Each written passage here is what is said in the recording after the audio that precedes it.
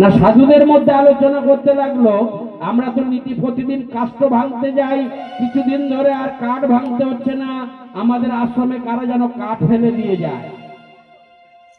একজন বলল, শোনো, শুধু কাঠ ফেলে দিয়ে যায় না, যে রাস্তা দিয়ে আমরা স্নান করতে যাই সেই রাস্তার মাঝে দেখেছো সুন্দর করে কি সুন্দর ফুল ফেলা থাকে। লুকিয়ে লুকিয়ে আমাদের কেউ সেবা করছে। আমরা সাধু সন্ন্যাসী মানুষ, আমাদের কেউ যদি লুকিয়ে সেবা করে আমরা সে সেবা নেব কেন? তাহলে এক কাজ করা হোক, আজকের থেকে পাহারা দেওয়া হোক, কেউ এই রাতের অন্ধকারে সুন্দর করে ফুল পেতে দিয়ে যাও। ওমা ছোট্ট সাবরী ওই সাধুদের মুখ থেকে শুনেছে রাম নাম কিভাবে জপ করতে হয়। ওই বনের মধ্যে কাঠ ভাঙে আর মনে মনে বলে, রঘুপতি রাঘব রাজা রাম পতিত পাবন।